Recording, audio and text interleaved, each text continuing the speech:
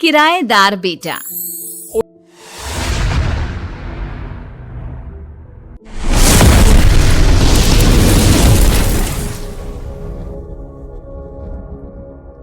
उठ जा नालायक, सुबह के 8 बजने को है।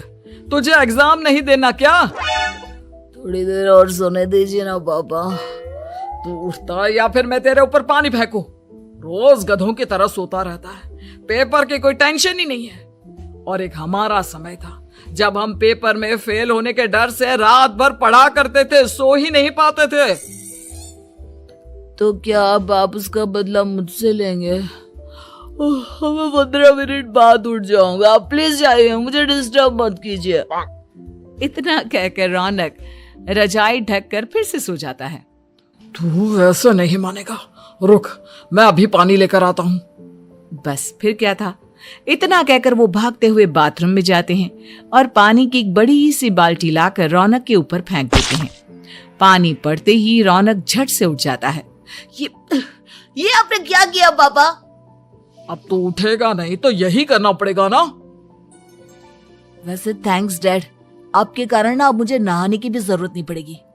चलिए अब आप माँ से बोलकर मेरे कपड़े निकलवा दीजिए, तब तक मैं ब्रश कर लेता हूँ। वैसे कल ना आप एक काम और करना, नहलाने के साथ साथ मुझे ब्रश भी करवा देना। ये ब्रश करने में ना मुझे बहुत आलस आता है। रौनक की बातों से अरविंद का मुंह खुला का खुला रह जाता है। वो अपनी पत्नी कमला के पास जाता है और रौनक की हरकतों के बारे में बताता है, जिसे सुन उसकी पत्नी हंसने लगती है। तुम अपने बेटे को समझाने के बजाय हंस रही हो। रौनक बच्चा है, धीरे धीरे सुधर जाएगा। आप क्यों उसके पीछे पड़े रहते हो? अभी नहीं सुधरेगा तो कब सुधरेगा? 10वीं क्लास में है रौनक, वो अब कोई बच्चा नहीं रहा। अरविंद की इतना बोलते ही वहां रौनक भी आ जाता है। क्या डैड, मैंने आपको एक काम दिया था, वो भी नहीं हुआ आपसे। अरे क्या हुआ बेटा? माँ, मैंने डैड से बोला था कि वो आपको बोलकर मेरे स्कूल की यूनिफॉर्म निकाल दे, लेकिन मेरे पीछे पड़ने के अलावा इनसे एक काम ढंग से नहीं होता। देख रही हो कमला, देख रही हो अपने लाडले को? अरे आप चुप रहिए जी। चलो बेटा, मैं तुम्हें कपड़े निकाल कर दे देती हूँ। बस ऐसे ही साल पर साल बीतते जाते हैं, लेकिन रौनक के रवैये में कोई बदलाव नहीं आता। वो पहले से भी ज्यादा आलसी और पूरी तरह अपने माता पिता पर निर्भर हो जाता है। 2 साल बाद पता नहीं कहाँ गायब रहता है पूरे दिन। अब तक तो आ जाना चाहिए था। अरे आप इतनी फिक्र क्यों कर रहे हैं उसकी? दोस्तों के साथ खेल रहा होगा, आ जाएगा अभी। ये कोई टाइम है खेलने का? 10 बजने वाले हैं, इतनी रात में कौन खेलता है?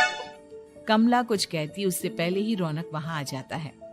मम्मी जल्दी से खाना लगा दो, बहुत भूख लग रही है। तुम्हें तब तक खाना नहीं मिलेगा जब तक तुम बता नहीं देते कि इतनी रात गए कहां से आ रहे हो। ओ प्लीज डैड, अब आप एसी पे प्रद्युमन बनकर मेरे सर पर बंदूक लेकर मत बैठ जाना। अपनी फालतू की बकवास बंद कर और बता कहां से आ रहा है। माँ अब समझाइए ना डैड को। बता देना बेटा, इनको भी तसल्ली हो जाएगी। आप बोल रही हैं तो बता देता हूँ। मैं दोस्तों के साथ मूवी देखने गया था, इसलिए देर हो गई। तो इन सब चीजों में मेरे पैसे उड़ाता है। कभी 1 रुपया कमाने के बारे में सोचा है तूने? जब देखो हवा की तरह पैसे उड़ाता रहता है। माँ अब आप इन्हें चुप करा दीजिए, वरना ना मुझे गुस्सा आ जाएगा। अच्छा क्या कर लेगा? बता ना, क्या कर लेगा तू? वैसे बात तो ठीक ही है, मैं कर ही क्या सकता हूँ। पैसे तो फिर भी मैं आपसे ही मांगूंगा ना।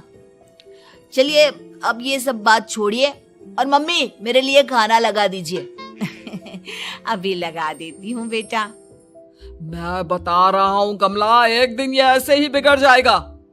ओफो, आप क्यों इतना पीछे पड़े रहते हो मेरे बच्चे के? बात की बाद में देखेंगे, अभी आप शांति से उसे खाना खाने देंगे। अगले दिन, डैडी मुझे 10,000 रुपए चाहिए। हाँ?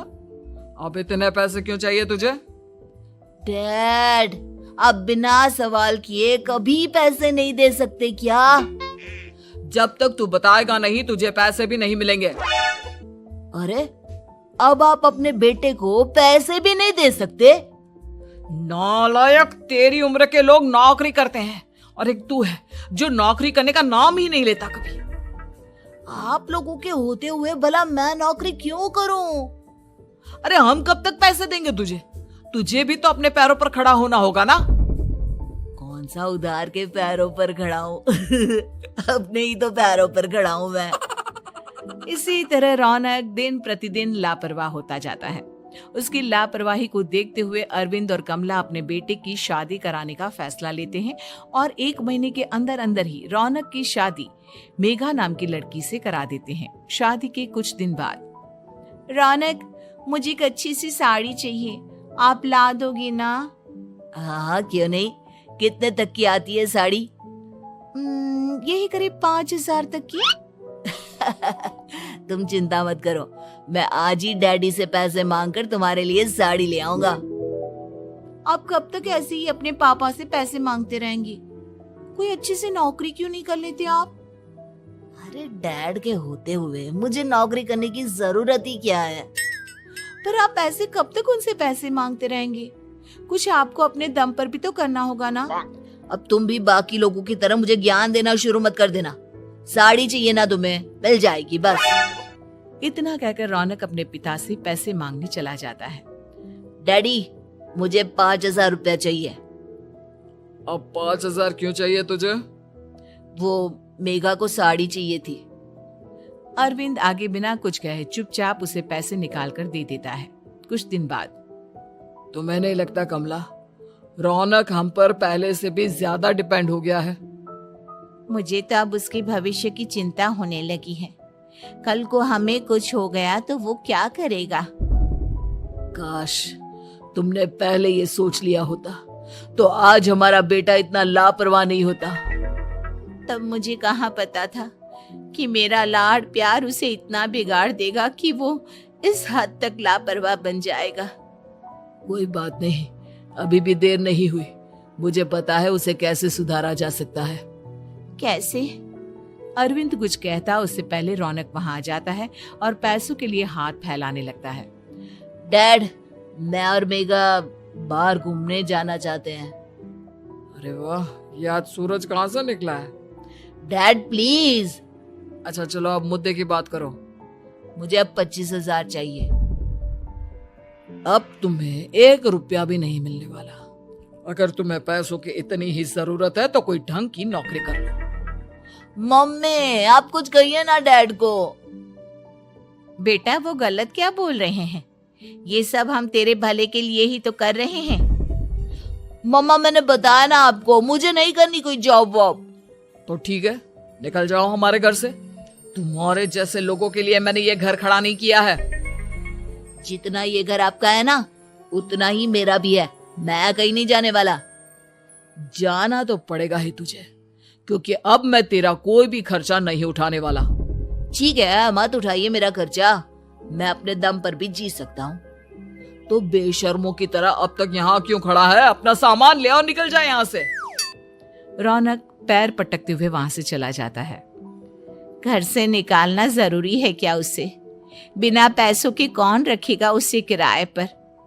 अगर उसका भविष्य सुधारना है तो हमें अपने दिल पर पत्थर रखकर ये कदम उठाना ही होगा। दोनों बात कर रहे होते हैं कि रौनक अपनी पत्नी के साथ एक बड़ा सा बैग लेकर घर से निकल जाता है, लेकिन घर से बाहर उसे कोई भी मुफ्त में अपने घर किराए पर नहीं रखता। अंत में थक हार कर वो फिर से अपने घर चला जाता है।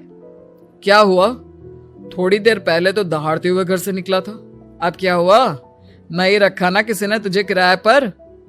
डैड प्लीज, मैं कुछ दिनों में कोई अच्छी सी नौकरी शुरू कर दूंगा। आप तब तक तो हमें रख लीजिए प्लीज। सुबह से रात हो चुकी है लेकिन कोई हमें रखने को राजी नहीं है। अब आप ही बताइए, इतनी रात को मैं मेघा को लेकर कहाँ जाऊंगा? ठीक है ठीक है, बहू की वजह से मैं तुझे घर पर रख रहा हूँ, लेकिन तू इस घर में एक बेटे की नहीं बल्कि एक किराएदार की हैसियत से रहेगा। 3 महीने है तेरे पास। इन 3 महीनों के अंदर अंदर मुझे तेरी पहली तनख्वाह हाथ में चाहिए, समझ गया?